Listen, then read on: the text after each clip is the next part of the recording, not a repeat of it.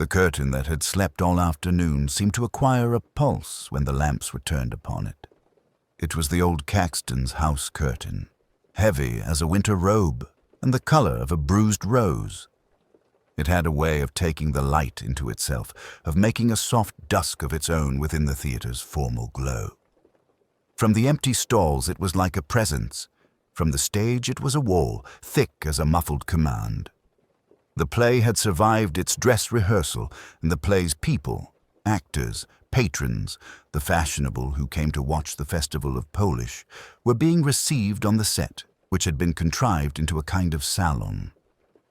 They had laid out a frugal supper on one of the drawing-room sofas, a contrivance of satin and silver paper made to look costly under footlights, and a trestle table, covered with a cloth, appeared from nowhere, laden with pale sandwiches. Someone had found a vase for a sheaf of lilies, and set it upon a mantle that was paint and hollow beneath. There were bright things to drink in thin glasses, and the selected few, who were never very numerous, moved in their thickening constellation and tried not to look at the velvet, as if looking would summon another hour of performance.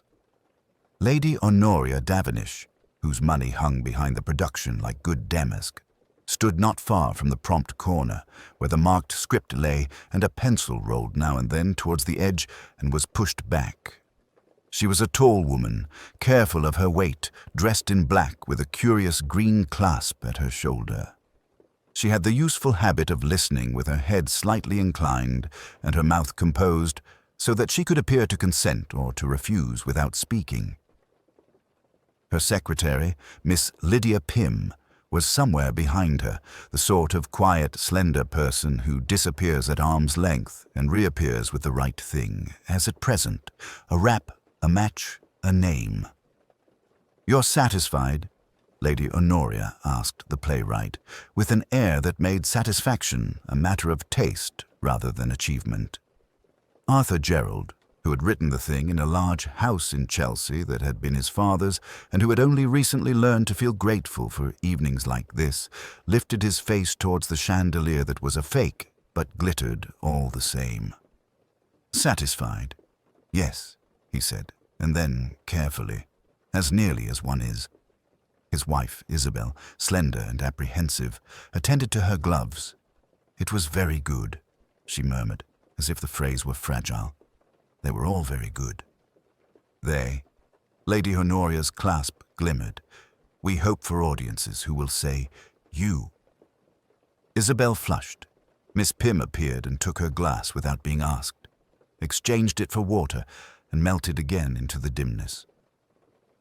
Behind the social brightness, Ludo Price, the stage manager, moved with the small, quick steps peculiar to his kind.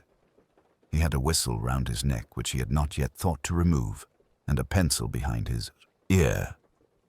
He regarded the assembly with a dry, impersonal benevolence.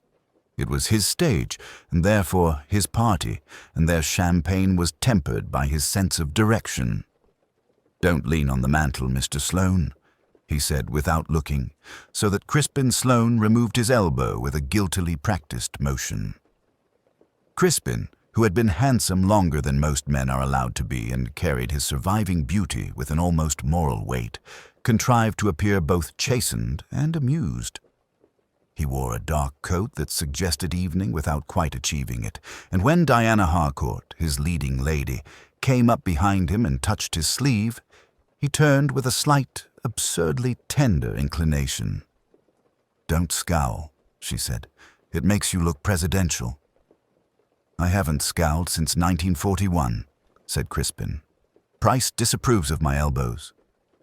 "Price disapproves of gravity," said Diana. There was a fine dryness in her voice, even when she was merry. Her face was one of those that are handsome from any distance, and her grace had an ease that was not theatrical so much as well-bred. The stage had suited her because she had always understood how to move within a room. Celia Ransom, the girl who was almost but not quite an ingenue, drifted near them. She was dressed in a frock cut a shade too simply for fashion, and her fair hair was done in the way girls wore it when they hoped to be mistaken for 19 until they were 27.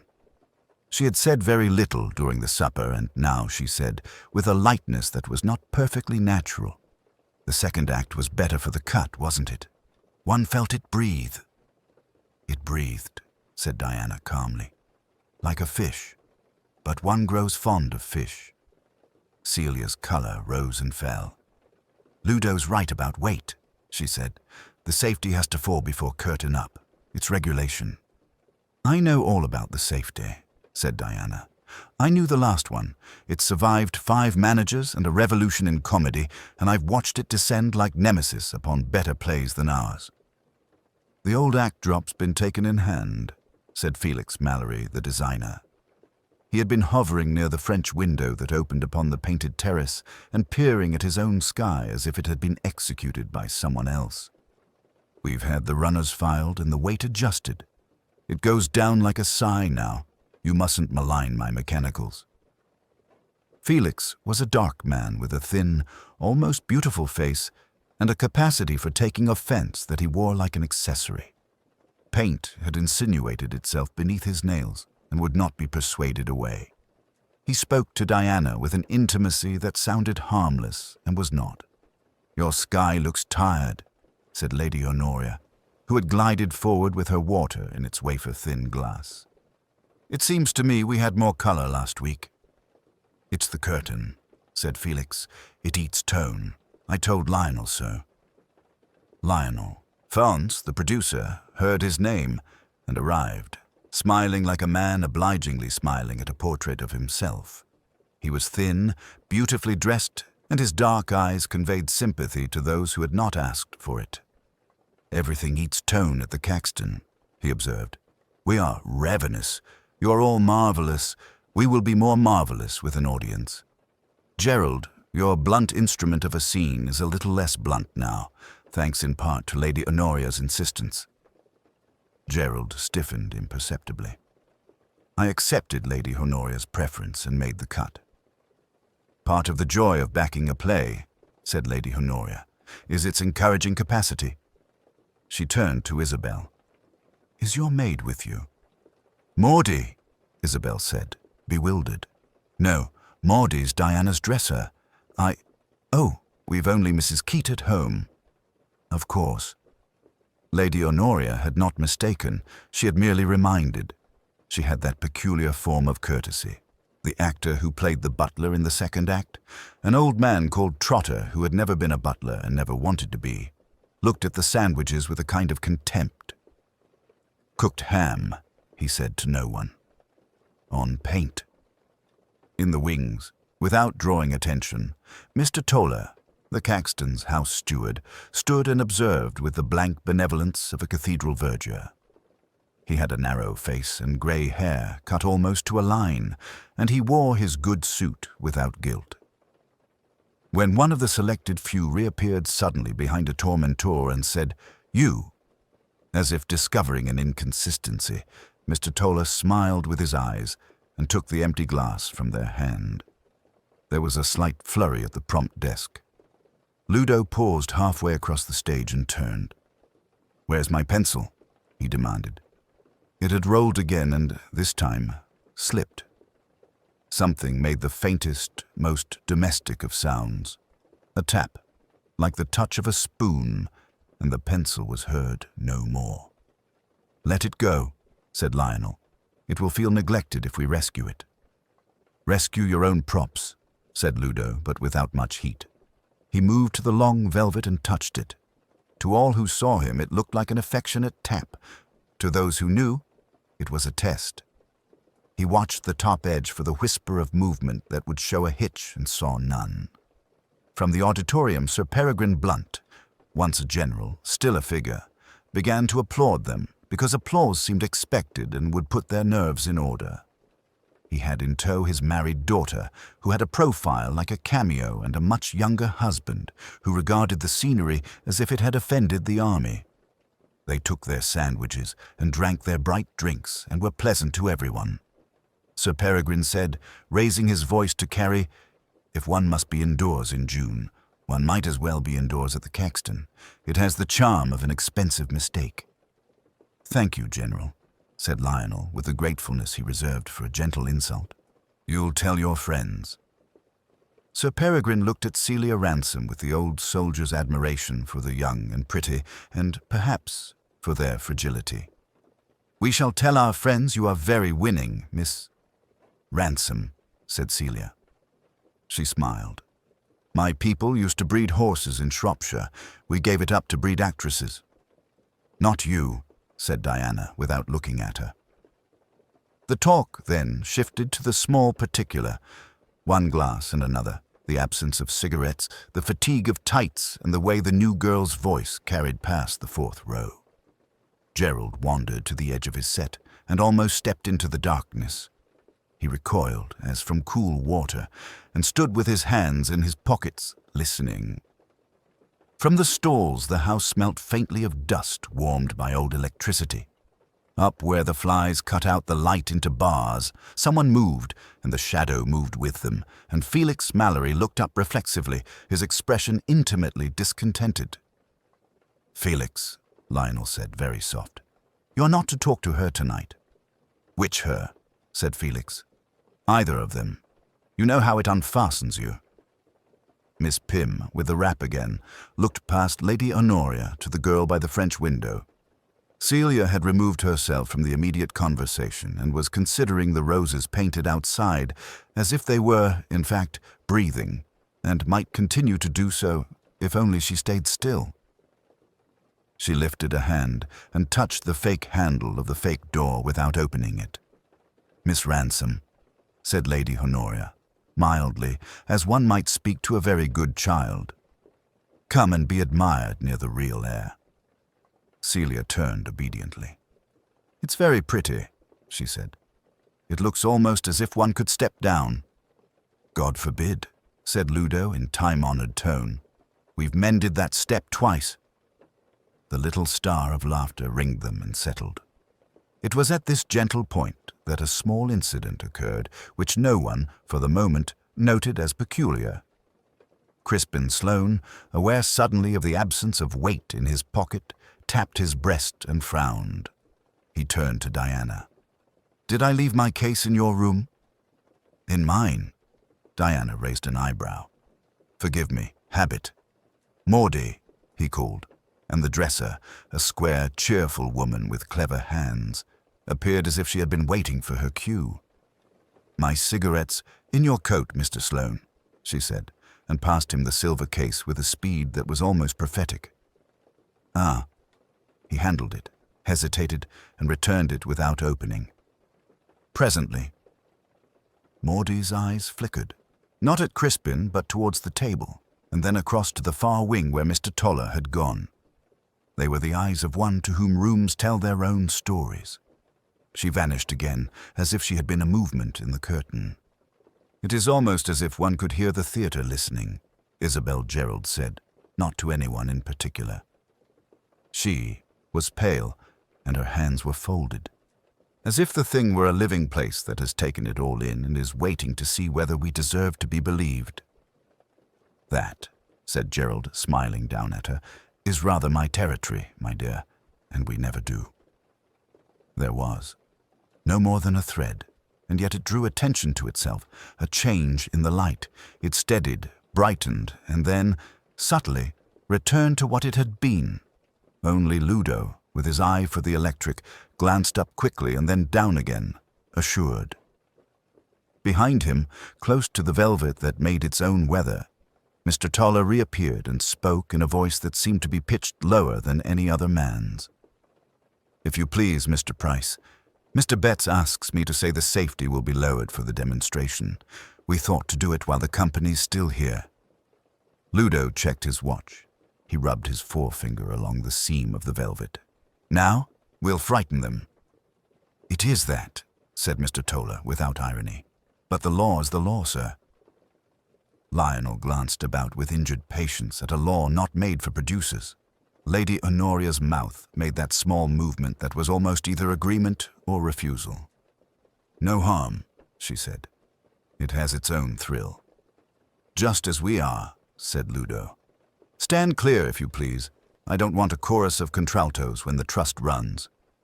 He lifted his hand, and it was an odd thing, how the babble fell without orders, and only the whisper like a felted rope's first stir answered it. The velvet wall, the old thing that had stood between make-believe and the world, began to move. It did go down like a sigh, and took with it people's faces in a soft descant of shadow. Isabel Gerald drew back into Arthur's arm. Felix watched his sky suffer a faint, moderate eclipse and, perversely, looked relieved. Diana and Crispin half-turned, as dancers do when the music changes. Celia, caught still by the French windows, looked as if the dark, when it reached her, would take something from her expression that she would not easily find again. The curtain settled. Its hem trembled a little and was still. The stage lamps burned in a new order. "Very civilized," said Lionel. "If only they would leave us alone." "They never leave us alone," Lady Honoria replied. She was looking out under the arch, as if she saw beyond the velvet, beyond the private darkness, into some calm auditorium where an audience would sit, eventually, and judge without malice. "Up," said Ludo, to no one in particular, and somewhere above them a shape leaned and pulled, and the big thing rose, dignified, with a whisper that made the fine hairs rise on the back of more than one hand. It was at that moment, when the light flowed again and conversation resumed its careful tides, that Miss Pym returned with a small, sealed envelope. She held it poised for the space of a breath in that neutral way good secretaries have, and then placed it, as if by chance, on the mantel into which nobody must lean. "For Mr. Gerald," she said, not quite in a whisper, "by hand." Arthur Gerald looked at it and did not take it up. "Later," he said. "We'll later everything. This evening requires lightness." "Of course," said Miss Pym. But her eyes, in that small, unfashionable face, were grave. She stepped back into her invisibility, and the envelope lay on the pretend marble, white and reticent as a withheld word. The theatre kept its own kind of silence when the curtain came down. Not the silence of fields, nor the housebound stillness of drawing rooms, but a suspension filled with breath held, dust glittering in a rift of light, the last faint hum of the lamps withdrawing into themselves. Behind the velvet, one heard the creak of rope and the sigh of canvas settling. In the stalls, the little invited party sat with their applauding hands half raised, glancing at one another to discover whether they were to be enthusiastic or merely kind. Presently, the applause arranged itself into something decorous. The director, thin, eager, with a cigarette he was not allowed to light, slipped from the shadow of the proscenium to make a small bow. The leading lady, all gauze and self-possession, smiled from within the curtain's narrow mouth and was gone again, like a fish disappearing into weed. Somewhere a cautious cough was stifled. "This is the moment," murmured the patroness, tall, white-gloved, pearls lying with studied negligence upon a very good dress. "We go round and pet them. Do, if you can, not pet too loudly." The little group dispersed. The painter of the sets was cornered with praise that had the shape of suggestions. The young man who played the second footman received the grateful mildness given to those who will one day be somebody else's problem, and the critic, with a strip of white hair swept back from a lively forehead, smiled and said nothing that could be quoted. In the royal box, to which he had removed himself in the interval with the unassailable air of one who belongs wherever he chooses to sit, Sir Geoffrey Davenant let his hands rest upon the carved arms of the chair and looked down upon the emptying well of the theatre. He had made a small court there, a solicitor who had not lost the habit of crisply folding and unfolding paper without looking at it, a charming woman with too many bangles, the theatre's secretary, brisk, precise, the manager, not precise at all, but anxious. They had drifted away in ones and twos, summoned by errands, embarrassed by money. Sir Geoffrey, who had a soldier's content with being left to himself, had declined the glass of champagne offered, and permitted himself instead the more abstemious comfort of lemon tea, served because the theatre had a notion that it was good for throats, as though the air were a little wrong, and one must remedy it with flowers and fruit. When the house lights went down again to working, it was Mr. Pargeter, the front-of-house man, who came to draw the curtains of the royal box and find the remains of a presence to be made tidy before the supper. He flicked back the velvet with a quiet, practiced hand, and then stopped, the movement arrested at the wrist. Sir Geoffrey had not moved. He sat as before, his head turned very slightly towards the stage, as if attending upon some prompting from the wings. His right hand lay upon the arm of the chair. His left hand was not visible. The teacup, white with a thin gold line, stood within reach upon the ledge, a lemon slice drifting against the porcelain like a punctilious life buoy. There was about him none of the indecencies of shock or struggle. He had arranged himself, it seemed, into a small death equally tidy with his life. Pargeter stood a moment longer than he knew, with the velvet against his palm and the dust pricking his nose. He had, professionally, seen a good many people who wished to be thought faint, and a few who were, and he knew, more intimately than society, the particular laxity of the jaw, when the hinge of it forgets the little human tricks. He let the curtain fall quite gently, as though he were reluctant to admit so much finality to the room, and then drew it back again at once under the compulsion of duty learned from a long line of discreet men who had guarded doors and carried hats to cars. "Sir?" he said in a voice used for persons who have fallen asleep in their boxes and must be roused without shame. "Sir Geoffrey." There was no answer but a whispering from the stage. Somebody had dropped a script and bent at once, absurdly careful, to fold it flat before picking it up. Pargeter did not touch him. He went instead along the corridor at a measured pace that prevented the sound of running, and found, outside the green room, the theatre's secretary. Miss Reeves looked up from a sheaf of notes and, seeing the man's face, altered hers without making a noise of it. Together they returned. He stood back for her to see, and she did not speak either. Only after a small interval did she say, very low, "We must fetch Dr. Morton." Dr. Morton had not been asked for by name at the reception. Nobody remembered he was there until he was needed. Yet he came quickly, as if those who practice medicine hear their names in the air like a change in weather. He put his hand briefly upon the cool skin at the temple, watching Sir Geoffrey's face with the learned plotlessness of a man who has stopped counting and begun thinking. He opened the shirt imperceptibly at the neck, and there was the faint, disconcerting intimacy of a broken button in this public place. He lifted the teacup and sniffed at it without making any of the pantomime of suspicion. "No help there," he said to the manager mostly. "He's been dead some minutes. There's no—" He stopped, because words like trauma and violence had an awkward, schoolboyish quality in the box's subdued airs. "No obvious cause." Miss Reeves, whose job it was to know inconvenient facts, said he was looking pale earlier, and then closed her notebook as if to keep the remark from escaping further. The manager ran a hand along the velvet and showed a little white smear upon his fingers, and Miss Reeves glanced with neat distaste at the powder, which was not Sir Geoffrey's. "What do we do?" asked the patroness, arriving with a wrap that required at least 2 hands and the apparatus of a standing mirror. She looked once at Sir Geoffrey and became, as some women do upon an emergency, very quiet, even rather sweet. "Tell them there will be a delay," she said to Pargeter. "Tell them nothing at all if you can help it." The critic, having missed his hat and come to retrieve it, stood uncertainly in the doorway until his journalistic curiosity betrayed him into a footfall and then rescued him with a bow. He retreated like a well-bred crab. Somewhere below, the leading lady laughed at something said quickly and then, catching the quality of the room above, stopped. Miss Reeves had a telephone in her hand and looked at it as if it were one more of the theatre's unreliable machines.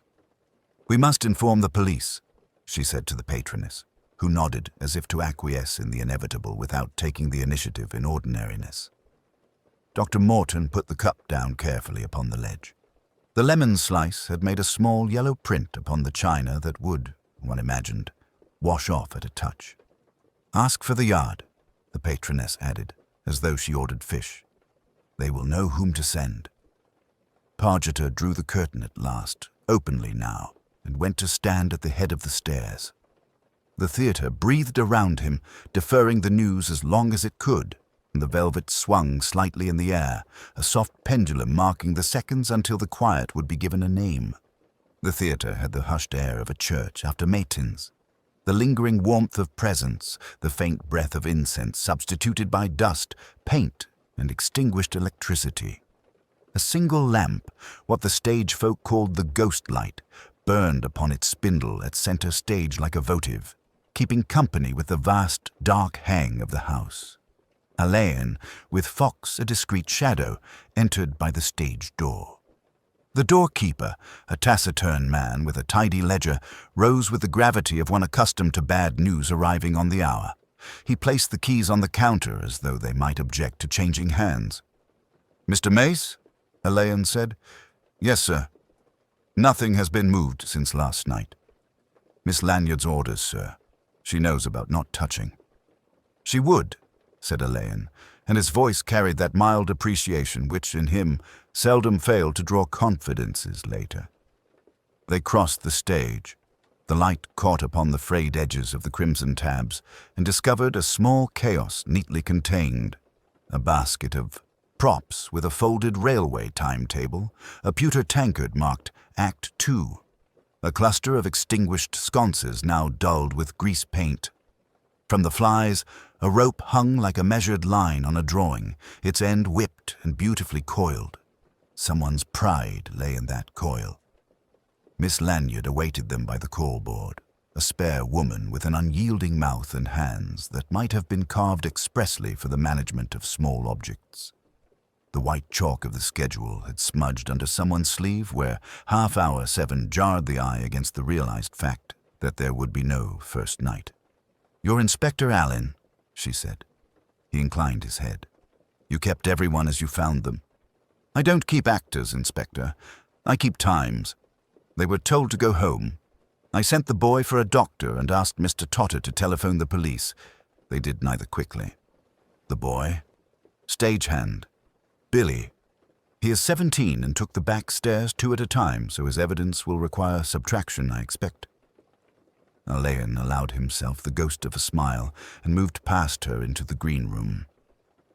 A constable stood by the door, properly solemn, not looking at the chaise where Victor Sorley had reclined, as if merely weary of compliments.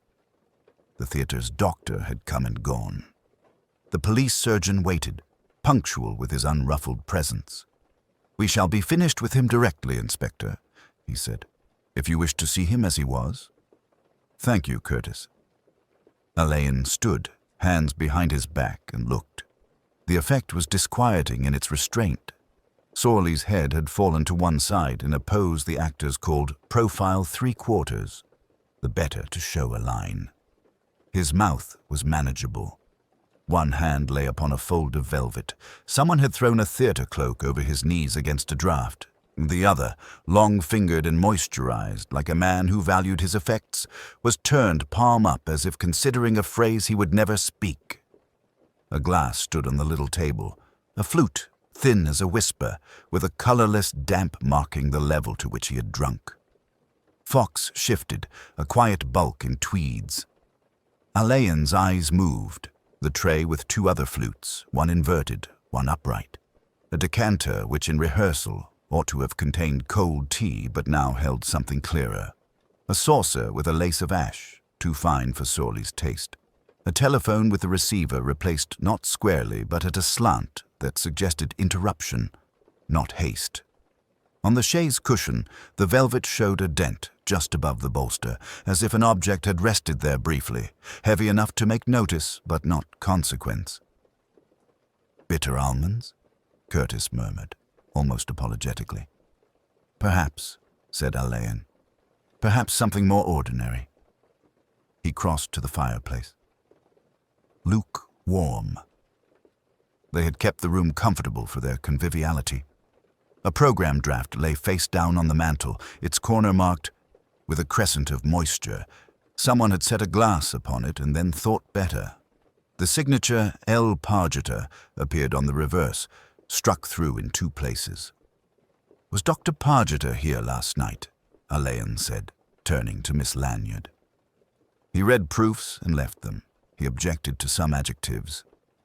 As do we all. He stood very still. It was a habit with him, that stillness. It made people talk, and it made rooms talk as well.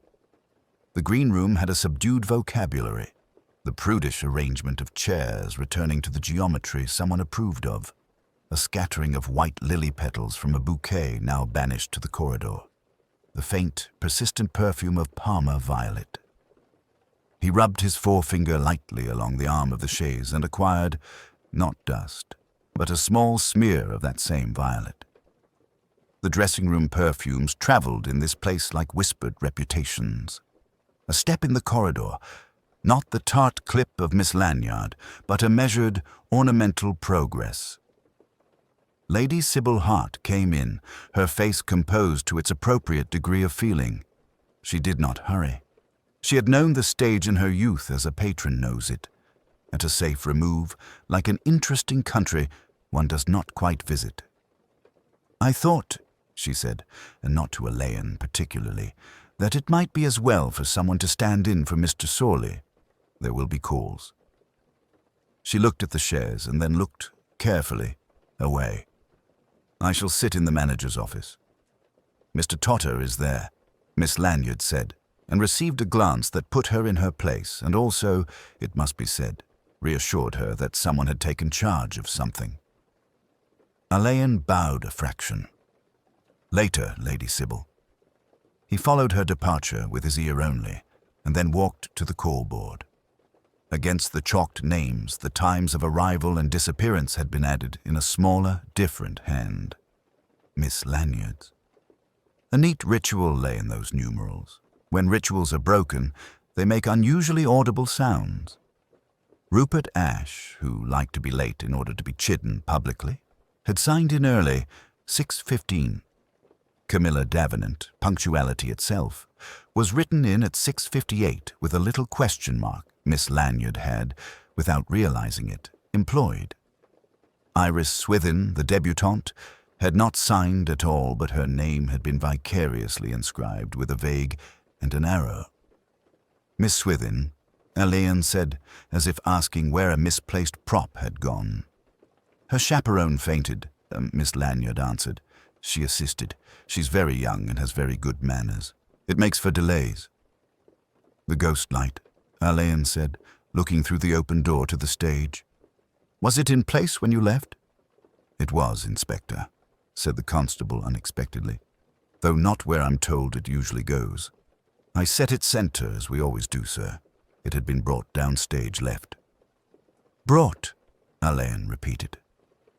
The word settled, unremarkable. He took up the inverted flute on the tray and looked through its clear bowl to the room beyond, as if the glass could supply a view the eye alone might miss. A faint ring of lipstick colored the base.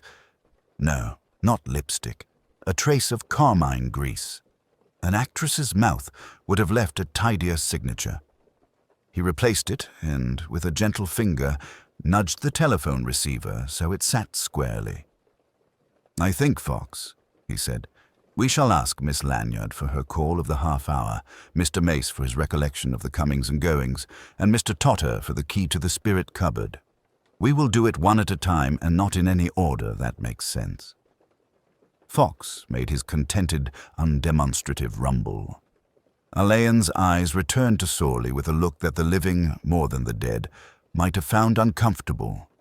Then he stepped back and let the room be itself again. In such rooms, where performance and reality swap coats with one another in passageways, the truth often waits where the coat was hung. He had already noticed the hook.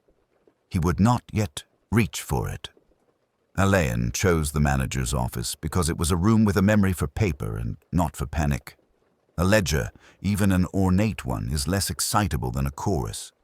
The office looked upon the alley where rain lacquered the cobbles and drew from the bricks that singular smell of a London theatre not quite old enough to be venerable and far too proud to be shabby. The velvet of the main curtain, a rich, sullen crimson, made a block of colour at the corner of his eye, each time the door opened to admit the next person. Fox, having performed one of his noiseless meltings, returned with Lady Honoria Pentreath. She was tall, pallidly handsome, and had the heavy gaze of a woman accustomed to reading the expense columns. Her pearls lay upon her as if they too were slightly fatigued. "My dear Inspector," she said, lowering herself into the hard chair as if it had been offered in church, "I cannot sufficiently impress upon you the execrable timing of poor Mr. Hartington's. Well, I suppose we must call it what it is." "We call it unexpected for the moment," Alleyn said. "Will you tell me what happened from the end of the supper until you were told?" "The supper was as these things are," Lady Honoria said, folding her gloves carefully. "Toast and counter-toast. Mr. Hartington was in admirable bloom. He was full of promises, most of which, I may add, he had already made several times. He rose, kissed Aurelia's hand, spoke about his family, meaning the company, and carried off a glass of barley water because he finds champagne too frivolous. I went to the box to speak to Mr. Foy. Afterwards, I did not see Mr. Hartington until Mr. Dacre came, with a face that would have done for Lear, and said I must be brave. You were aware of any financial difficulties? You are patroness to the theatre. I am precisely not a purse, she said with a sudden edge. I am a name. I have given what it is proper to give. Mr. Hartington, for all his charm, had the common theatrical habit of confounding gratitude with harvest. If there is to be trouble, Inspector, it will be paid for with ink, not blood. She stood without waiting to be dismissed, then remembered herself, inclined her head, and went out composedly. Evasion, Alleyn thought, but not malignant. The particular evasion of a woman who has been asked for money too often. He asked for Aurelia Brett. She entered with that soft storm of scent and silk a pretty woman of 40 can still manage when she has rehearsed it from 18. Her face, even under a remnant of grease paint, had an authority like the bust of a minor Roman goddess. Mr. Hartington was a dear, she said before he had spoken. I've told everyone so because it is true, and because one cannot bear the alternative. What alternative? That he was not always a dear, that he could be mean, vindictive. Worst of all, thoughtless. Of you? Alleyn asked. Of the work, she said, and then, seeing that this seemed to him an odd priority, allowed herself a small smile. And of people, sometimes. He pressed Sylvia into a scene not yet ready. He told Lucian to cut Edmund's speech, and he gave me, for luck. She drew from her bag a crushed green sprig. His gardenia. He always wore one on the first run-through. We laughed because we are past the first run-through by some weeks. Where is the flower he wore? Alleyn asked. He took it off behind the curtain, she said, her composure returning as if she had smoothed it back into place. He said it was too scented. Violette, he called it. He teased me about my atomizer. I have not seen it since. Your atomizer? Violet water, she said lightly. Ladies' arms and draperies, Inspector.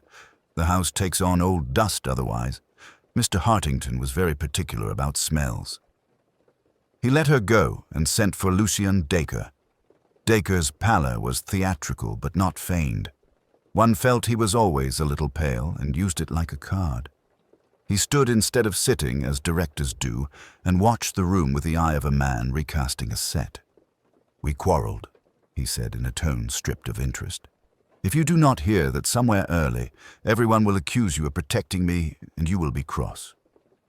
Over the cut? Alleyn asked. Over the cut, Dacre agreed.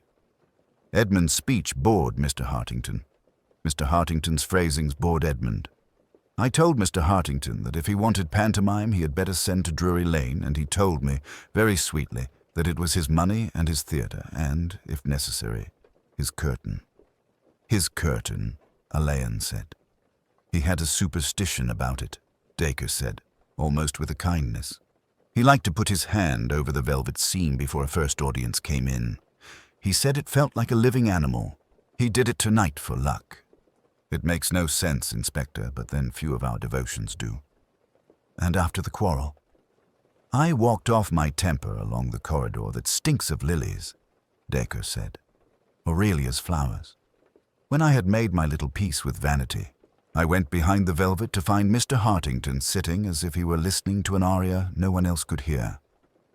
Alleyn sent him out and asked for Edmund Quist, who came like a cat put into its travelling basket. His neatness had been disarranged, a collar stud undone, ink on the forefinger. "Do let us be efficient," Quist said. "I dislike the man. I did not kill him." "Dislike is not a crime," Alleyn murmured. "Nor is boredom," Quist returned. "He was good at money and bad at taste. He had promised me a speech and withdrew it. I intended to withdraw myself. When one reaches a certain age, one no longer bargains for one's sentences." "Where were you?" Alleyn asked. "In my seat on the aisle," Quist said. "Lady Honoria saw me there, looking like a gargoyle on a rafters tour. I went out once to telephone. The box office will confirm.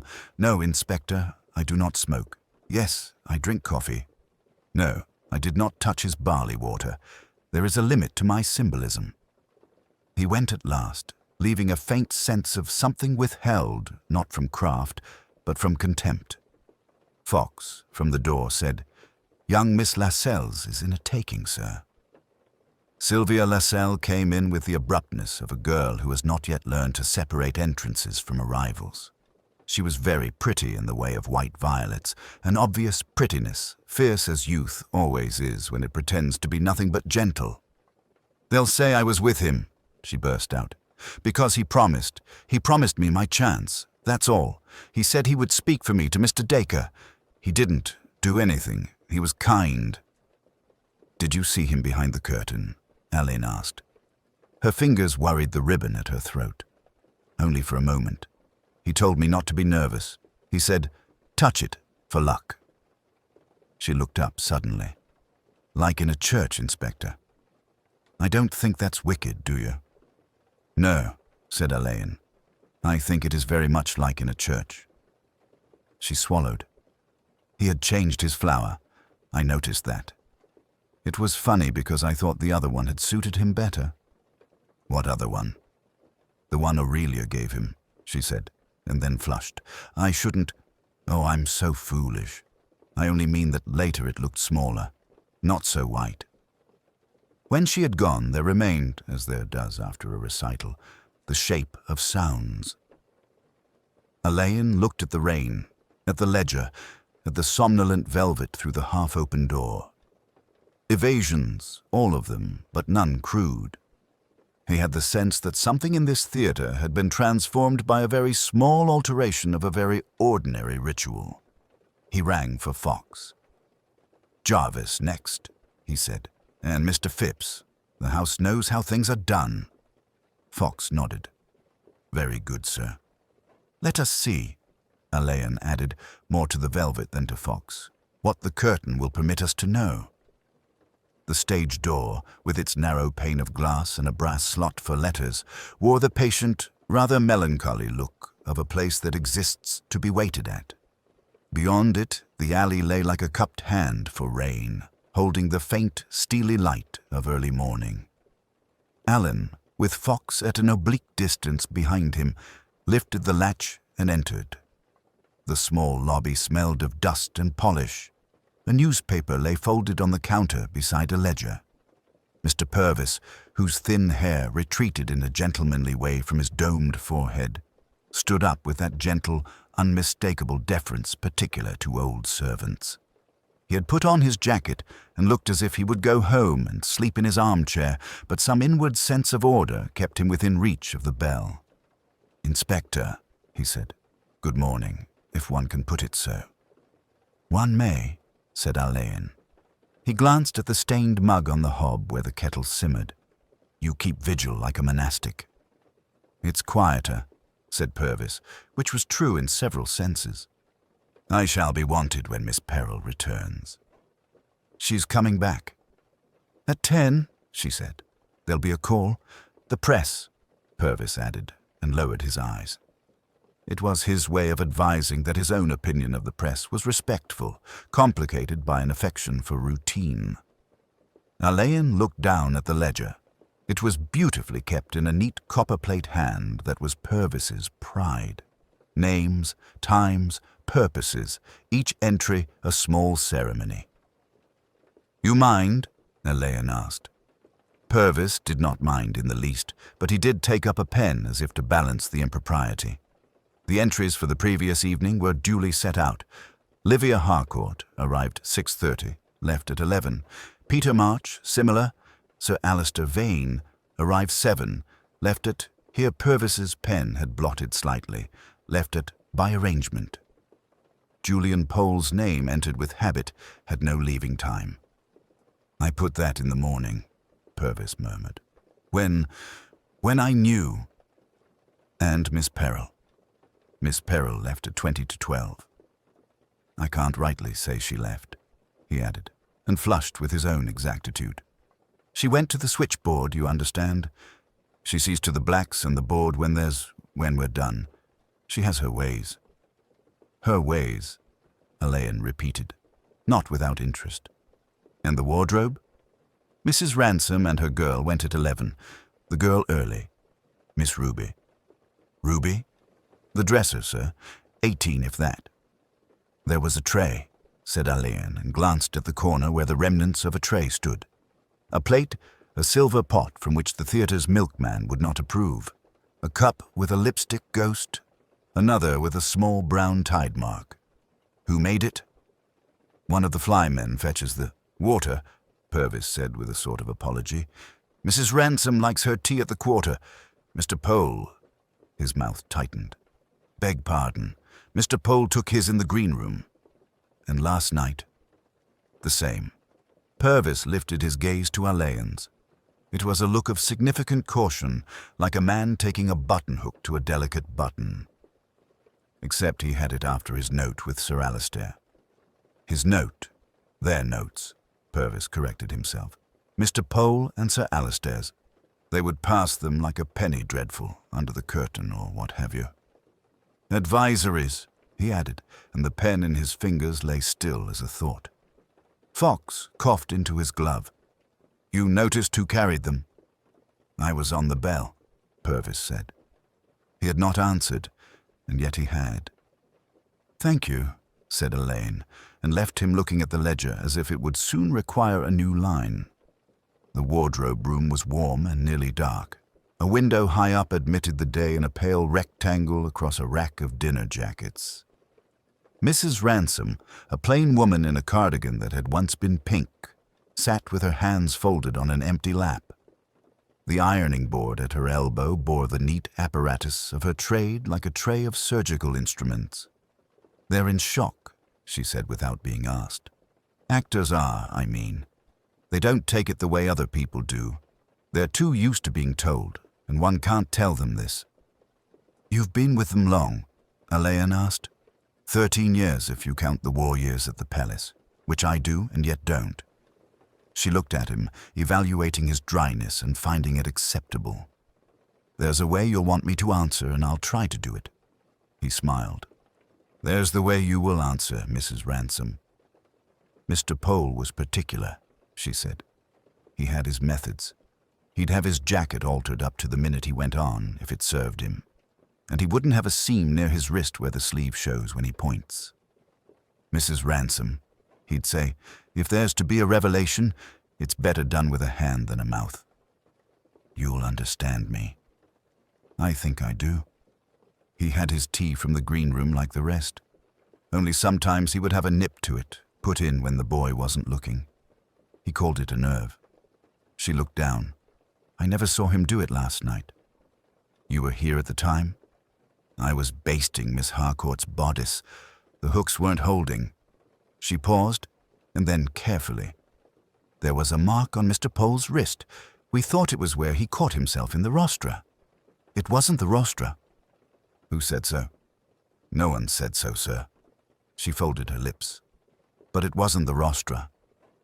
Alleyn let the silence slip across the room like a sash being drawn. When she didn't fill it, he rose. In the prompt corner, Miss Peril returned, as Purvis had prophesied, precise as a metronome. She had a long face and a narrow back that seemed to pivot on its own fulcrum, and she wore the hard shoes of her profession. "You're here," she said to Alleyn, as if he had been explained to her. "I've left things as they were. I supposed you'd be particular." "You supposed correctly." She took up her prompt book and laid it open to last night's complicated landscape of cues and pencil notes. In a margin, a word had been very neatly rubbed out. It was as if the page had been breathed upon. Alleyn watched the pale erasure with the same attention he would have given to a blowhard witness. "Your boy called beginners at 8:05, he said. "He calls at 5 past." "He calls at 5 to," Miss Peril said. Her eyes met his, cool and unrevealing.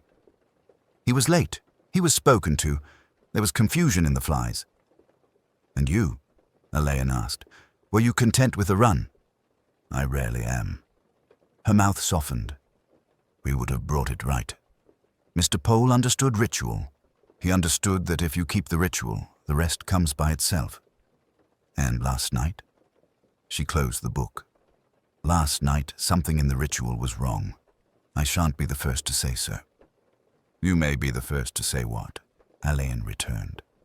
She looked past him at the black velvet, nailed and weighted like an occult instrument. "You'll know it," she said. "You're the one paid to know." She was not being impudent. She was merely unwilling to be first. Alleyn stood for a moment, listening to the theater's empty sounds. The fly rope creaked once, a gentle domestic sound. Somewhere a tap dripped. He thought of Purvis's ledger, of Mrs. Ransom's careful lips, of the erased word in a margin. The theater had its own servants' hall, and like all such places, it held its tongue. "We'll leave it there," he said to Fox, "for the present." Fox, who disliked nothing so much as being left to stew, nodded with the resignation of a man accustomed to his chief's timing. They went out by the stage door, and as Purvis rose again to touch the handle, Alleyn's eye fell once more on the ledger. That small blot beside Sir Alistair's name had dried to a darker brown. It looked almost deliberate. It would do for now, as a reminder that rituals, like ink, are sometimes smudged by the very hands that keep them. Alleyn asked that they go about it as if nothing had happened. The stage, obedient to habit as old as any litany, obliged. House lights lay pale upon the frayed brilliance of the velvet. The ghost light kept its tremulous watch in the center, and from the prompt corner the stage manager, a neat, anxious man who seemed to have rolled his own edges on the very corners of his prompt book, directed a modest resuscitation of the previous night's routine. "If you'd be so good," Alleyn murmured. "The calls, exactly as you give them." "Very good, sir." The stage manager lifted his head, as a sacristan might for evensong. "Half hour, please." The call boy, a wisp of a creature in an overlarge jacket, fled up the stair. Bells twitched faintly along the passage, a small silver tittle-tattle of metal striking glass.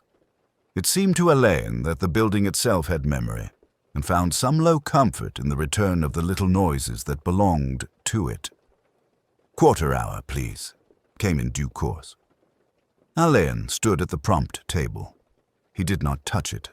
He observed, as he had observed at dinner tables and crime scenes and in the unhappy rooms where people came to pieces, that the ensemble of daily usage arranges itself into miniature shrines. The table was such a shrine, a stub of pencil bitten blunt, a coil of signal cord looped with a precision that was almost prim, the folded handkerchief of a man who could not trust his brow not to shine. The pencil lay to the right of the book. Small business, yet the stage manager, noting his own alter, frowned. "You keep the pencil on the left," Alleyn said, not as a challenge but as a courtesy. The man colored. Yes, it's silly." He glanced shamefaced at Fox, who was pretending to admire a fly gallery. "Left of the line. Superstition? And last night?" "It was—" He stopped. "I shouldn't like to say." "No, indeed," Alleyn said. "We mustn't like anything prematurely." His eyes returned to the prompt book. The cue at which the curtain had frozen, an innocent, commonplace word in italics, was underlined twice in a different hand. Rounder, heavier. He let that detail pass across the surface of his mind and settle there. "Beginners, please." The bells chimed again. One of them did not chime so much as murmur. It came from the little wing of rooms that had been the dead man's territory. The sound reached the stage like a weary cough. Alleyn turned his head toward it. "That bell," he said. "Number 3, sir. The stage manager's throat clicked dryly. "His dressing room." "It's muffled," Alleyn said. "Always a bit dull," the stage manager told him quickly. "Old buildings, odd acoustics." "And lately adapted?" Alleyn spoke without emphasis. The stage manager's mouth opened and shut. "Mrs. Hinks," he called, with a relief that suggested rescue. The wardrobe mistress came bustling, hands and bosom white with the dust of flannel. She smelt, to Alleyn's romantic sense, of hot irons and roses boiled too long. "The bell in number 3, Alleyn said. "I wondered if you had packed it." "Packed it?" Mrs. Hinks repeated, lifting her chin. She was of that breed who will defend the proprieties of backstage work against all slander. "I've packed nothing, sir. They went and made a lot of noise about it ringing too sharp, and Mr. Keat put a strip of chamois round it. Days ago, I told him not to touch my bells." Her eyes slid away and back again, rebuked by her own honesty. "Mr. Keat," Alleyn said. "The doorkeeper," the stage manager supplied. "I believe we owe him another visit," Alleyn said, and smiled apology into Mrs. Hinks's offended dignity.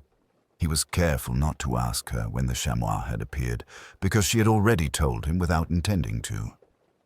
Mr. Keat sat reinstalled at his hatch as if he had never left it, which was possibly true. He had the odd virtue of men who have conducted the same duty for 30 years. He looked as if he had been born with the pen tied to his string. The ledger lay open at last night's page, its columns ruled by habit more than by ink. "You keep a blue pencil," Alleyn said, as if he had suddenly remembered an old friend. "Always have," said Mr. Keat, with a sigh that might have been pride. He lifted the pencil by its cord so that its blunted end bobbed like a small bell. "Black makes a mess. Blue you can see without shouting. And the entries last night were all yours?"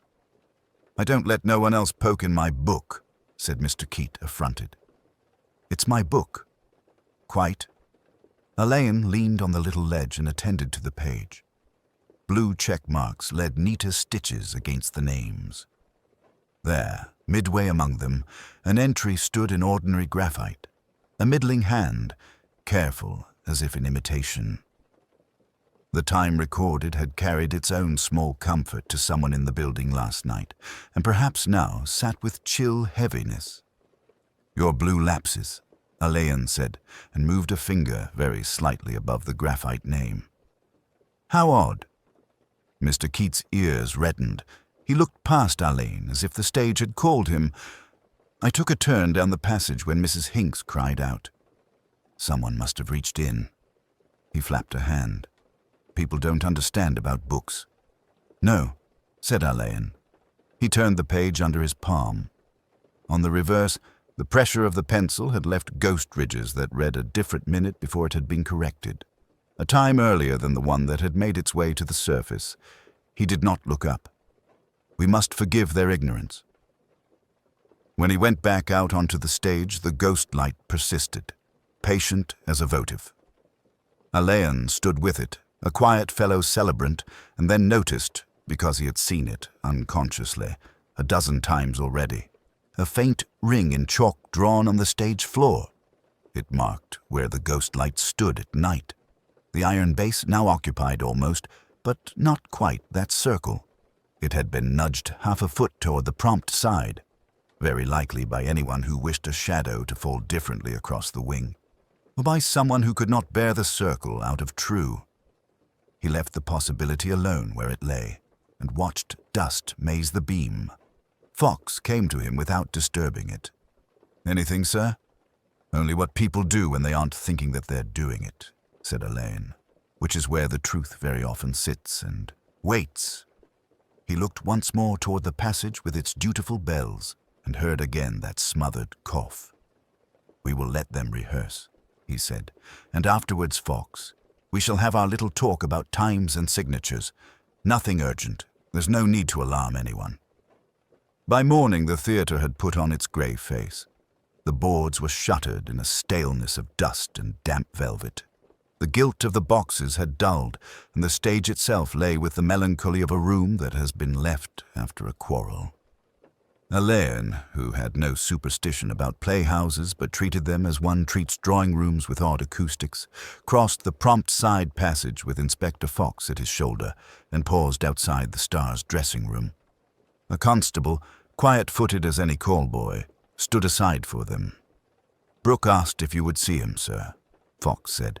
"He's worked himself up in a sort of conscientious lather." Mr. Brooke, the stage manager, was discovered in his cage-like office beyond the green room, clutching something between nicotine-stained fingers. He had a face that had been planed smooth by years of smoothing other people's panic. This morning, it showed its grain.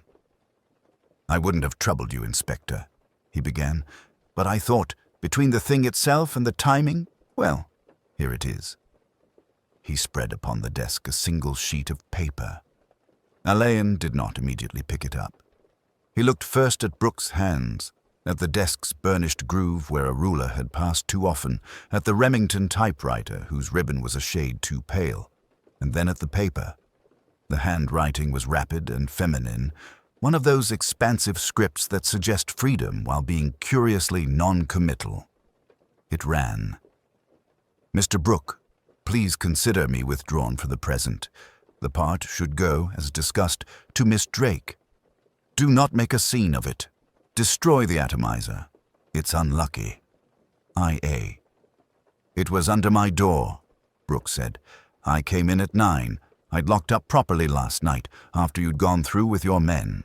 That is to say, this note must have been pushed under the office door sometime between." Fox said, "Postmarked by the small hours, as you might say." His mouth did not alter, but there was a change about his eyes that Alleyn, who knew him, recognized as distaste. Alleyn took the paper. He held it up to the window and watched the morning thin itself through the fiber. He turned it to the corner where cheap notepaper makes its confession and saw, half-ghosted, the watermark of a theatrical supplier, Thespis and Comus, Strand. The ink had blotted faintly where the lower loop of the Y in unlucky dropped into the grain. The T's were crossed late and high. "You've kept your typewriter long, Mr. Brooke?" 8 years. I'm old-fashioned. I won't have the stage copy touched on her, not even for letters." "Quite. May I?" Alleyn gestured to it and then to the note. "No, don't trouble. We'll not play at miracles. Mr. Brooke, would you say Miss Arden," he had formed the habit of giving the dead their courtesies, "ever wrote to you in this manner?" Brooke's caution, bred in him like his timing, flickered. "No, she telephoned. If she wrote, and she did not write me often, she did not use theatrical paper." "Nor did she call things unlucky," Fox put in. "Not in that way." Brooke swallowed. "I appreciate, sir, that it looks put on. But I didn't—" "No," Alleyn said. "No." A small commotion, if one can call the soft scurry of rubber soles, and a muted exclamation, a commotion, grew in the passage. Mavis, Miss Arden's dresser, appeared at the doorway with a hand to the jamb. She was a thin woman with a face like a careful drawing that someone had smudged. She said, Beg pardon, Mr. Brooke, only—" She stopped, blinked once at Alleyn as if to ask leave, and sat down with the obedience of a person who has done what she was told and now allows herself to be tired. Her lips were colorless. One pupil, Alleyn noticed, had a queer dilation not matched by the other. Fox moved his solid bulk with an unexpected gentleness and got her a chair. "All right, miss," he said. "You sit quiet." Mavis said, "I shouldn't have touched it. I know I shouldn't, only it seemed wicked like, to leave things as she—" She swallowed. Her dressing table. I always put it back to rights. The atomizer, well, it wasn't there, so I went to see if it had fallen under the table. "You didn't find it," Alleyn said. She shook her head. But there was the little mirror, the one with the blue back. I picked it up and I felt queer. It's silly. I thought it was nerves. "Doctor?" Alleyn asked Fox. "Halfway up the stairs already," Fox said. "He's got to look at this place. He'll have a look at her." The house doctor, a tidy man with a consultative voice, presently confirmed what Alleyn's eye had suggested. "No collapse to speak of," he said. "Mild atropine effect, I should say. Belladonna, perhaps. Where there are choleria, Inspector, there are fools and angels. Keep her in cool light and give her a little time. She'll be herself in an hour." Mavis, who had listened with an almost polite dismay, whispered, "I didn't say nothing yesterday because it wasn't my place. She'd been using the drops more. It made her eyes pretty, but I'm not saying as anyone." Her gaze slid as if of its own accord, not to the men but to the doorway, to the passage beyond, to the place that leads to the stage left to Mentor, where a heavy velvet rope hangs like a dark thought. "Miss Mavis," Alleyn said very gently, "you will tell me, when you can, what you did not say yesterday." She made a little, almost apologetic sound that could have been assent. The doctor took her away. Brooke, with a hand still hovering over the improper note as if it might be coaxed into authenticity, said, "You see, Inspector, what this will make." "Yes," Alleyn said. He stood for a moment with the letter in his hand. The line about the atomizer, so untheatrical in its superstition, lay on the page with all the stiff awkwardness of a line in a play that has been put in late. He folded it and gave it to Fox. "We'll have the Remington and the house stationery, please, and the green room crockery, and the mirror, and we will moderate the zeal of any hand that tidies. Mr. Brooke, nobody plays ghost in your passages without telling me." He went back alone to the stage, walked past the prompt corner, and stood at the slit between tormentor and curtain, where the house yawned in the hollow light of the forenoon. A bouquet of roses, belated and dejected, had been left on a seat in the stalls. Their thorns had not been stripped. It was a small thing and might have been nothing, but it made, in him, a minor chord. He thought, as he so often thought in the middle of a case, that people had odd ways of speaking when they wished to be silent. An awkward hand had written a letter in a dead woman's name. A careful hand had misplaced a mirror. Someone had removed a trivial blue bottle as if fearing its mere existence. He stayed there until the stage clock ticked the half hour, and then, without apparent urgency, asked to see Miss Drake. They had left him the ghost lamp and the silence. The theatre, cleared of its rumor, offered only the small stage light burning like a votive and the slow drift of dust in its beam. Alleyn sat a little way back in the stalls where the velvet still remembered bodies. He let his eyes follow the shot silk ripple of the main drape, that velvet curtain under whose shelter a man had gone out unobtrusively, gone out as some people leave a drawing room where their presence has been insufficient, with a murmur and the softest of closures. It had rained earlier. One of the side doors had been propped for air. Now someone had shut it, and the theatre held what it had taken in: damp canvas, stale scent, a faint sharpness that masked itself in pomade and powder. He had smelt it properly only once, and only for a second, when the bustle was at its most practical. After that, the smells of people, Their distress, their disbelief, their alibis had overlaid it. Fox had gone on his errands like a considerate bailiff, speaking to the back of the house and to the little chemist in the side street whose bell jangled as if only poor people called. He would bring back a tidy sheaf of small facts and the comfortable gravity with which he presented them. Meanwhile, Alleyn, in the cool dark, assembled the company as if he laid out a cast list for a different play. There had been the leading lady with her voice pitched half a tone lower at the end of each sentence, as if to suggest that anyone who contradicted her would be in poor taste. There had been the understudy whose instincts, he thought, were better than her nerves. The designer with an artist's pockets and an accountant's eyes. The patroness, the white stone of her face set in a frame of philanthropy. The stage manager with the conscientiousness of a man who regards himself as a custodian rather than an employee. The dresser with her ungloved hands folded and her gaze fixed on the floor as if it steadied something within her. Behind them, like a curtain within a curtain, the stage doorkeeper whose silences were of a sort that old service learns. Loyal, but to whom? He thought of the green room table with its little ritual of comfort. The kettle, the chipped cups, the lemon quarters, the silver beaker with its neat crest that someone always turned to face the house. It had not been facing the house tonight. It had lain slightly skewed, as if in a hurry, with that small betrayal of habit that brings the whole structure down in the mind that notices it. He did not greatly believe in the chance malice of inanimate things. An inverted crest, a ribbon mistied on a flower, a wrong initialing on the call board. These were the small peccadilloes of the stage that generally meant nothing and sometimes meant everything. A new dresser, perhaps, or a harried boy sent to run errands. And yet the dresser was not new, and the boy had been accounted for, and even in distress the patroness had remembered to make room for the press. There had been, too, the letter. It had appeared like a conjurer's card from a pocket where it had no right to be and had not been there at the earlier search.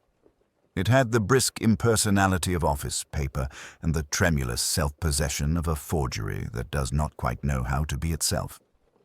He had not made much of it in front of them. He had read it with the same attentiveness with which he had looked at their hands when they held their teacups. It had been meant to stir a new current in the pool, and so it had done, but he suspected it had not had the effect its writer desired. The small collapse of the understudy was in the same key. Timely, almost too timely, and yet not theatrical. There had been no cry, only that looking down at her hands, the quiet surprise, the seat taken as if she acknowledged defeat in a minor rehearsal. She had drunk what she always drank. So had the dead man. It was a matter, then, not of innovation, but of appropriation. Someone had taken from the known to make the unknown palatable. He ran, without moving, the narrow rope of motive through his fingers.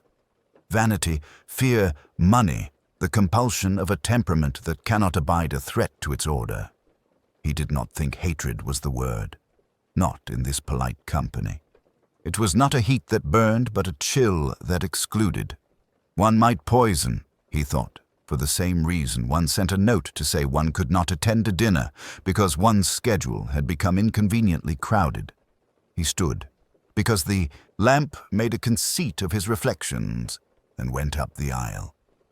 The boards took him delicately, as if the building approved of those who wore quiet souls. At the prompt corner, the small bell used for the beginner's call hung like an ornament. He touched it. It made no sound. He thought of the man who had usually rung it, with a small flourish and a glance towards the house, as if to acknowledge that another night of pretense was about to begin. It had gone unrung. The soundless bell, the skewed beaker, the letter, the girl's neat feint. Too many niceties to ignore. He found Phelps, the stage manager, in his little office behind the flies, replacing pencil stubs and ordering a sheaf of cue sheets with a tenderness that made one think of a vicar setting out hymn books. "If you've a moment," Alleyn said. Phelps, who had become rigid with the kind of correctness that resents collapse, nodded. "I should like," Alleyn went on, to borrow your stage at noon tomorrow. No audience, no press, as modest a congregation as may be, and to ask your company to perform nothing at all. Only what they do before they perform. Would that be too much of an imposition?" Phelps swallowed, as if politeness were a dry biscuit. "No, sir, if it's your wish." "It is. No talk of it, if you please, outside your office." Phelps' hand went to the bell pull and stopped. "I'll see to it," he said. Alleyn thanked him and went back along the passage, unsettling nothing, his thoughts arranging themselves without his help. He did not need new facts, just the old ones in their right order. Like the Crest, faced properly to the house. He kept it to himself, his mind as tidy as Phelps' desk and as dusty as the lamp's beam, and he let the theatre settle around him, the dust adrift, and then, obediently, coming to rest. By late morning, a cool clarity had settled over Bloomsbury, a light of that pale order which pairs objects to their true contours. The Beaumont, for all its velvet and gilt, looked like a workroom again. Alleyn, who found theatres most instructive in this state, asked for the company, or as much of it as could be gathered, to meet him quietly on the stage. They came with varying degrees of reluctance. Lady Ashworth moved like a benediction through the wings, making the empty house feel as if it were attending to her. Marcus Thornfield arrived from the business side with a sheaf of papers he did not consult, his expression unhelpfully neutral. James Whitmore slouched with the contrived informality of a man who suspects a caricature might be made of him if he stands too straight. Victoria Pemberton, wan but composed, kept her hands folded tightly upon each other. Mrs. Hartwell had already been there. She lived within the building's mechanism like a precise cog. Alleyn asked them to bear with a small exercise. He did not call it a reconstruction. He said that it would soothe him and perhaps them to walk quietly through the ordinary movements of the last hour before Sebastian Fairfax died. "We will keep to the customs," he said lightly. "The theatre has more of them than any cathedral. Mrs. Hartwell, would you indulge me with the tray as it came that night?"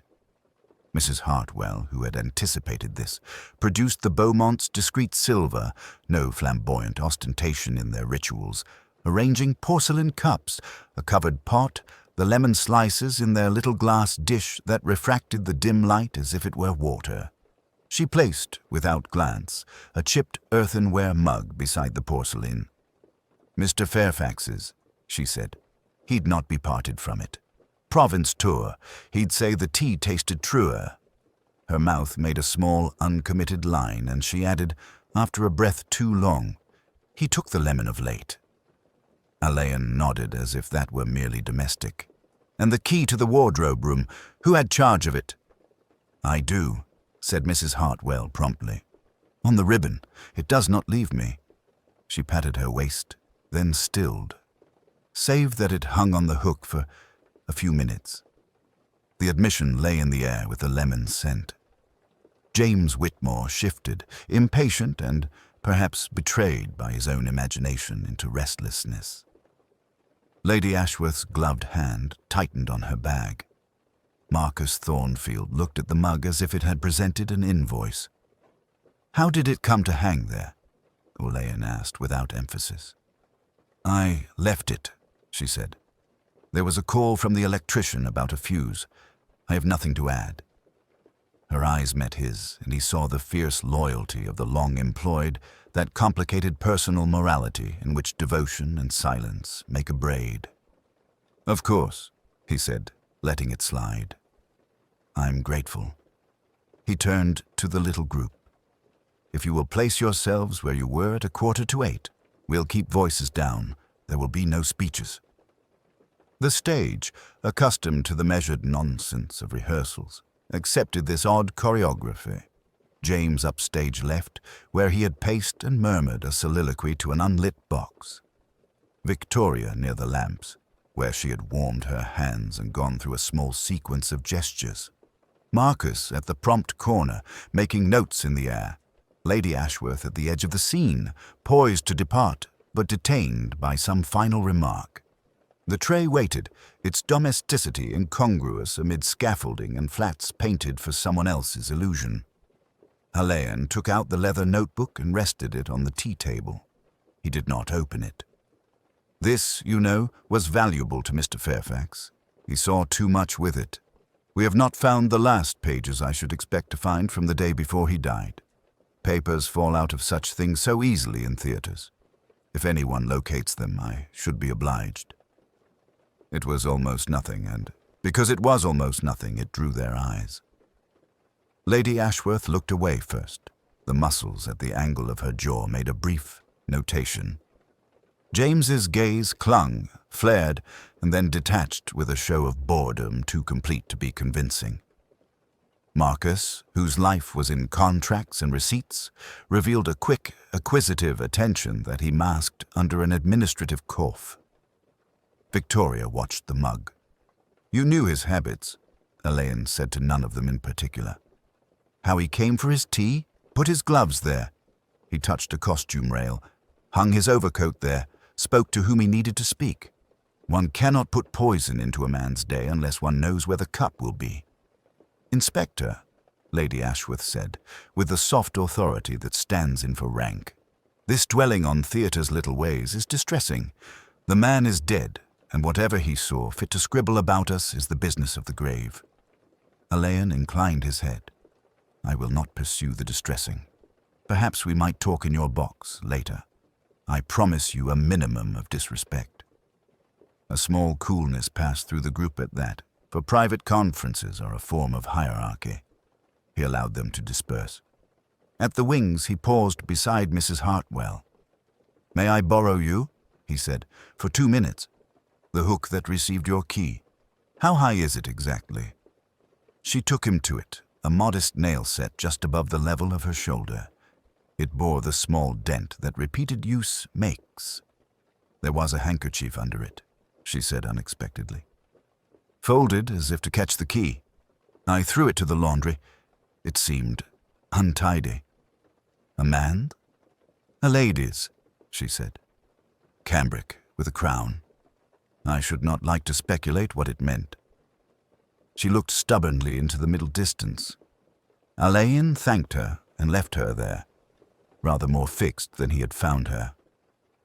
In the crimson dusk of Lady Ashworth's box, a place that smelled faintly of perfume and dust and old authority, he was received with the kind of courtesy that presumes an end to the interview before it begins.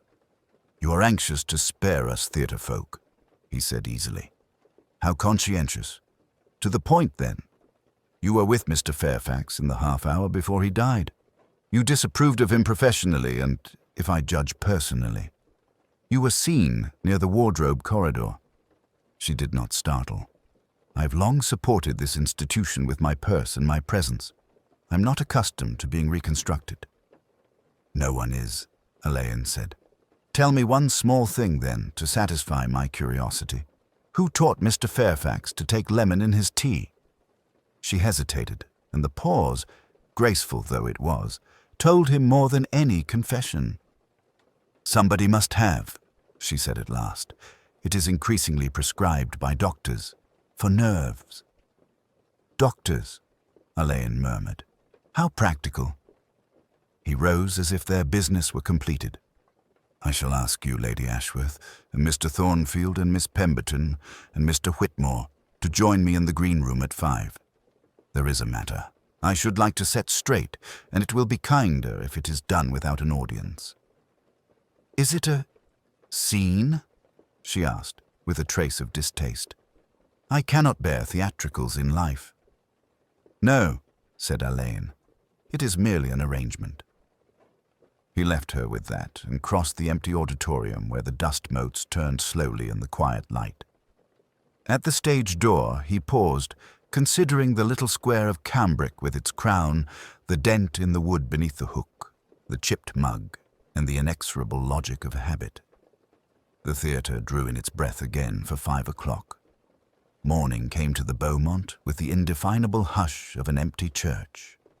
Dust motes revolved in the stage light where a single lamp burned, a quaint ritual, someone had told Alleyn, to keep the theatre from feeling abandoned. He found Mrs. Hartwell in the green room, that half-domestic, half-public parlour with its sagging Chesterfield and theatrical prints, setting a tray with her careful, injured dignity. "Good morning, Mrs. Hartwell," he said. "May I intrude upon your mercies? I should be grateful if you would make me a cup of tea precisely as you would have made it for Mr. Fairfax." She looked up at him quickly. The flesh at her throat seemed to gather itself like crumpled muslin. If you wish it, sir." He stood aside and watched her hands as they moved with unthinking accuracy, warming the pot, measuring from the caddy, the slight pause before choosing the front compartment. The leaves fell with a small, dry whisper. She waited, counted silently, and poured.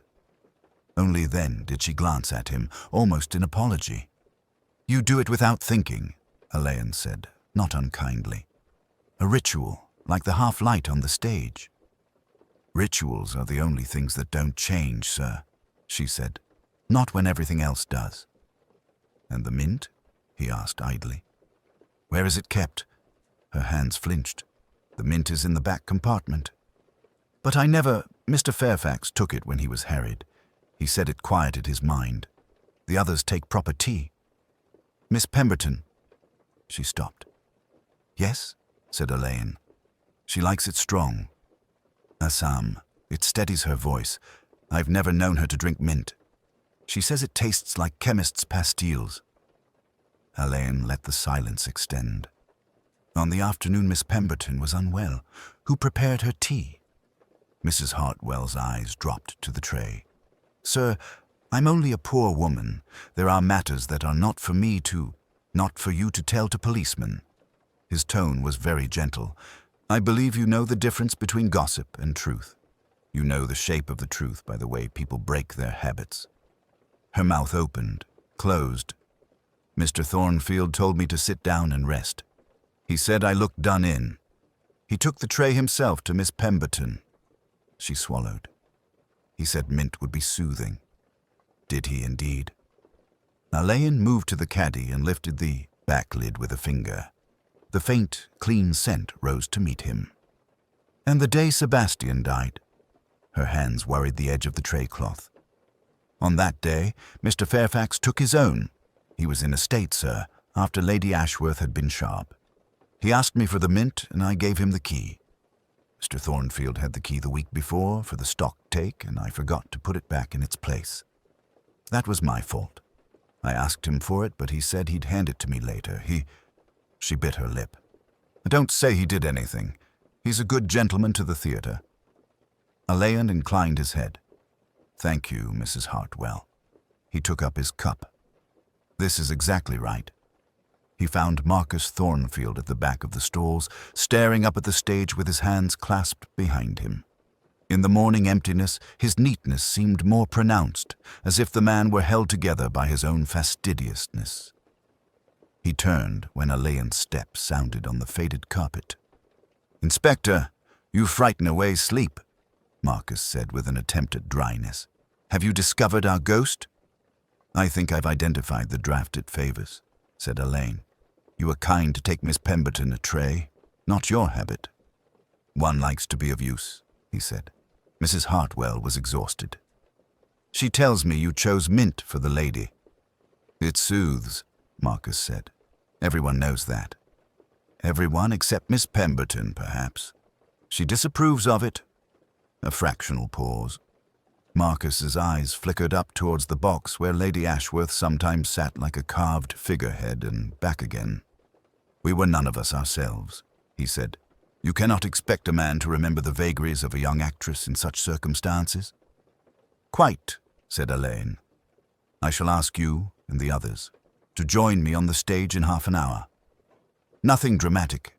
I want to talk, and I prefer to be heard once." "You intend a tableau?" Marcus's tone sharpened faintly. "Is that necessary?" "It will save repetition, and it is a good stage," Alleyn returned lightly. "We may as well use it." Marcus drew a breath that sounded more like the careful intake of a speech than a sigh. "As you wish." Alleyn watched him move away down the aisle, neat, dutiful, already reassembling his face. He stood alone a moment longer and listened to the softness of the theatre. The distant creak of a rope settling in the flies, the faint hum of the lamp, the ghost of applause held in the red plush. He thought, with an odd tenderness, that people inhabited such places as if they were shells, forgetting that the sea continues its tide regardless of the fragile, polished interior. In the green room, he sent a message through Mrs. Hartwell to Lady Ashworth, to Whitmore, to Miss Pemberton, if the doctor permitted, to Mr. Thornfield. He added a word for the stage doorkeeper. There should be no strangers present, no chorus of reactions. When he returned to the stage, the single lamp still burned. He stood beside it, one hand on the iron standard, and let his eyes adjust to the auditorium's shifting gloom. His questions had been asked. His answers, for the most part, had arrived without being uttered. The rest, he thought, would be a matter of saying aloud what the theatre already knew. The magistrate's court received Mrs. Hartwell as it might receive an unremarkable parcel. She stood between a uniformed constable and a duty solicitor, her hat plain and her gloved hands folded, and listened while the clerk read out the charge of murder and the lesser count of administering a noxious substance. There was no question of bail. She inclined her head once, as if in acknowledgment of the court's housekeeping, and was led away before the small gathering of attentive faces could decide whether pity or disapproval was the more fashionable sentiment. The morning papers, starched and restrained, found their adjectives and kept them under control. Beaumont tragedy, senior employee held, wrote one. The gossip column, unable to help itself, lifted a corner of the velvet and peered in. Art and death, a director's vision and a theatre's conscience.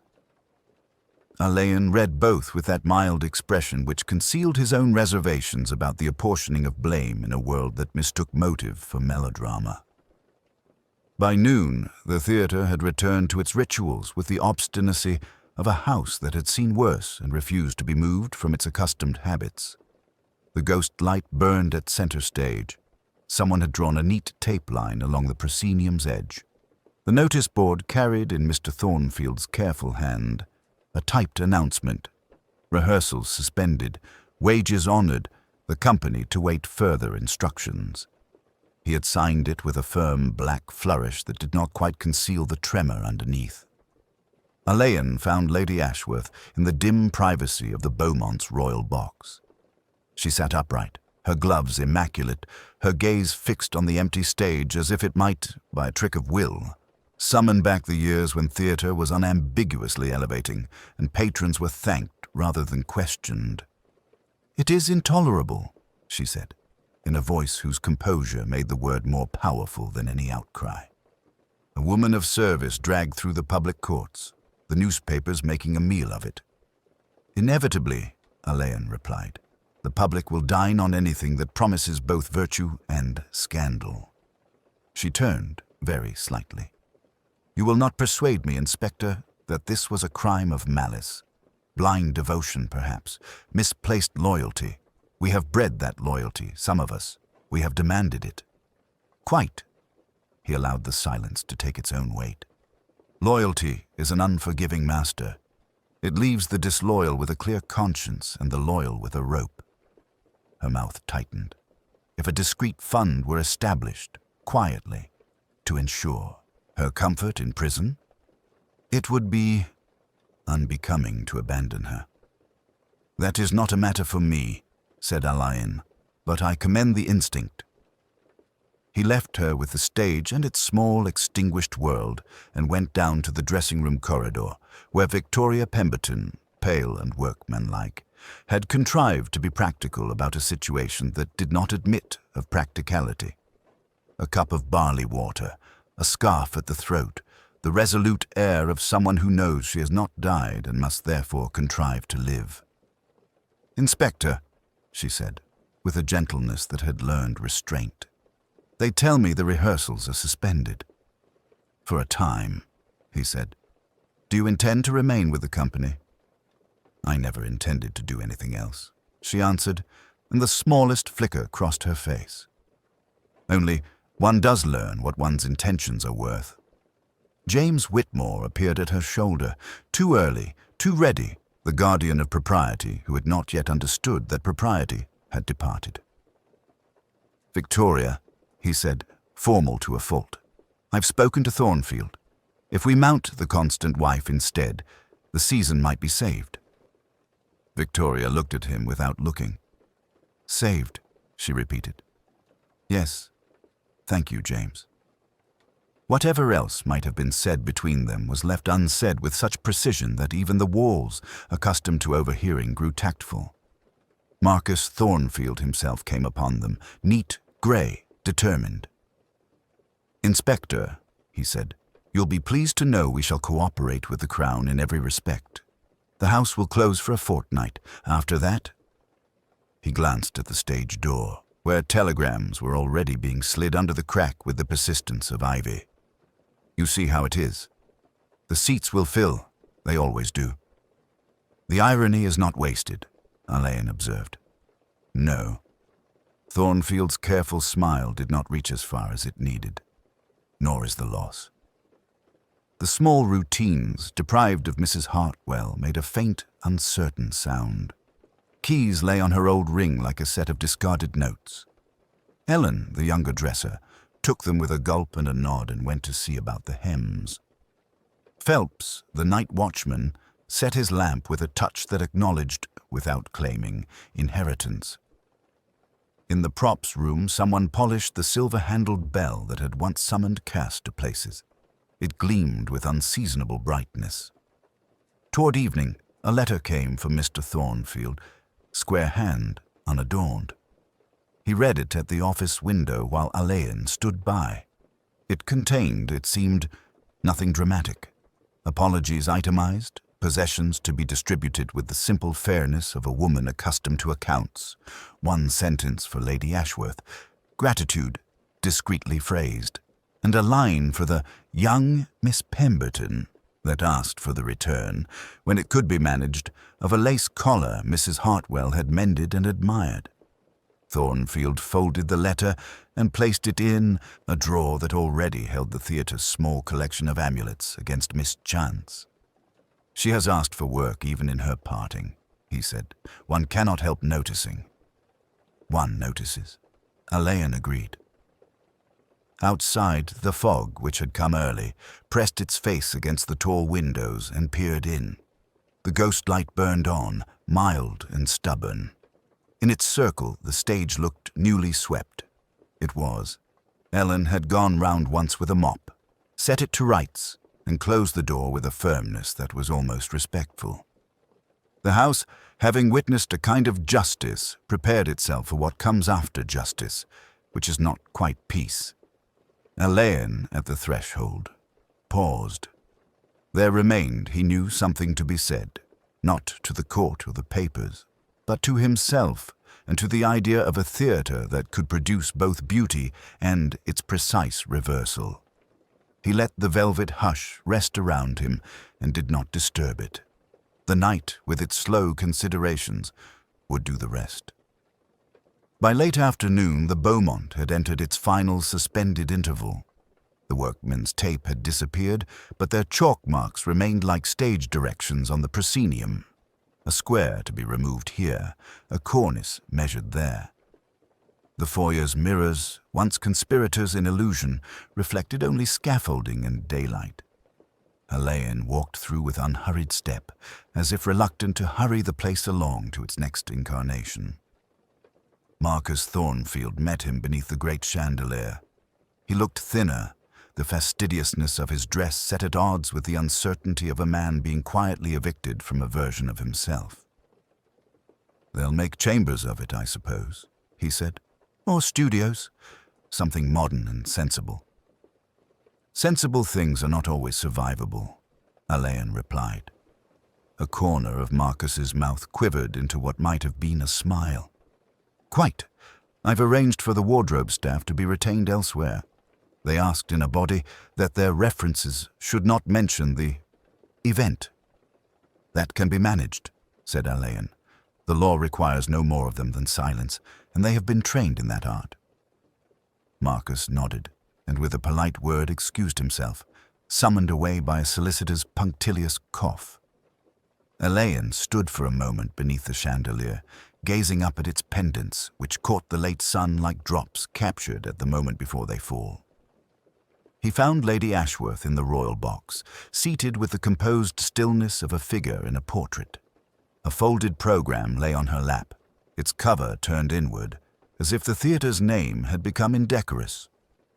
"Inspector," she inclined her head, "you will have come to say something measured and humane."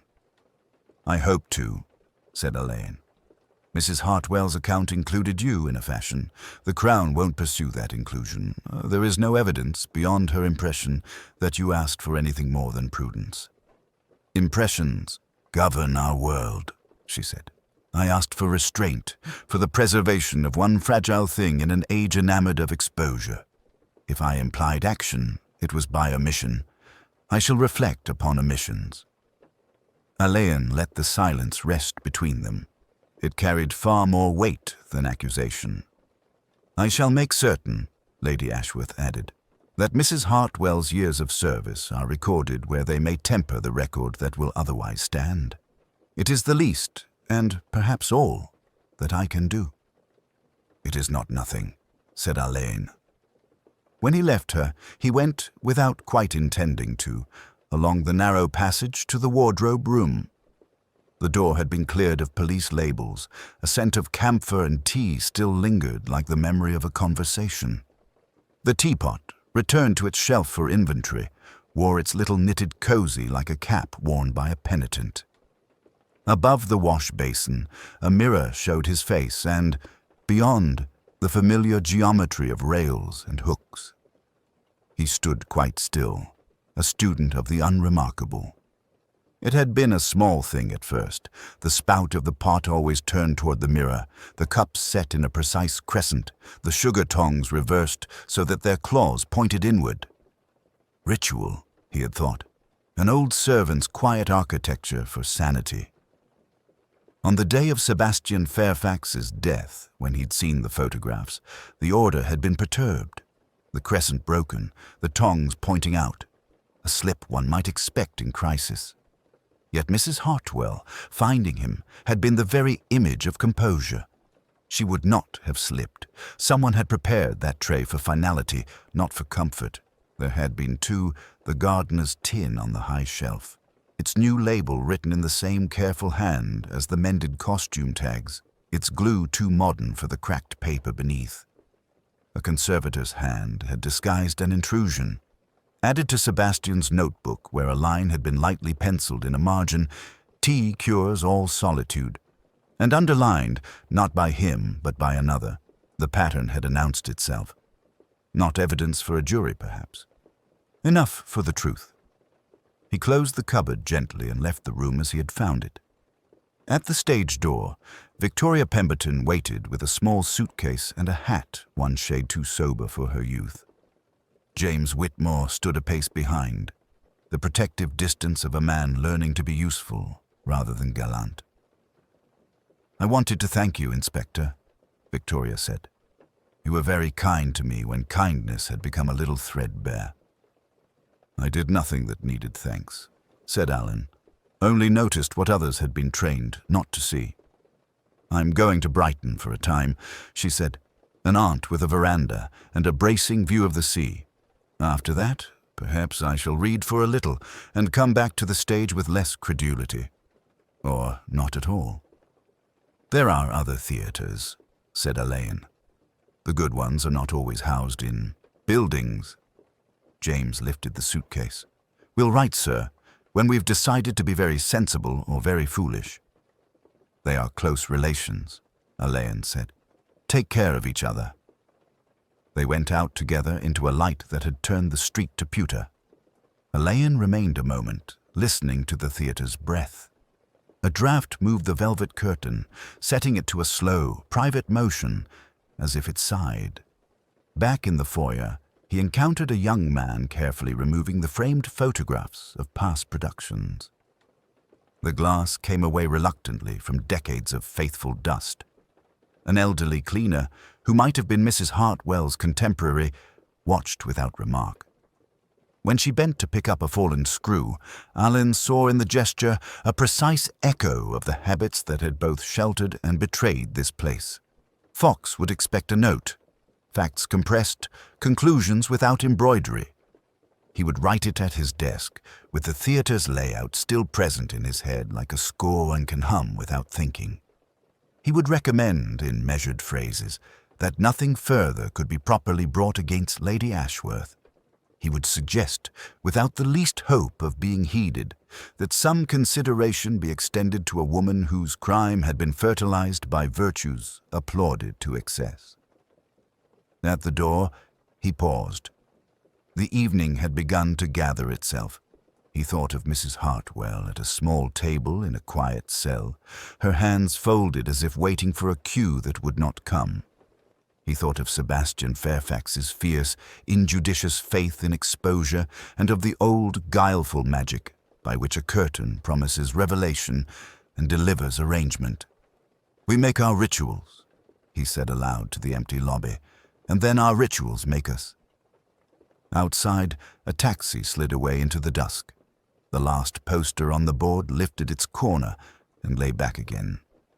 Alleyn turned up his collar and stepped into the street, leaving behind a theatre that would, in its new life, forget the places where the tea had stood and the mirror had observed. The city absorbed him without comment, as cities do. And somewhere behind him, in the tempered quiet, a single dust mote drifted down through the tall, cooled air and came to rest, undisturbed, upon the velvet.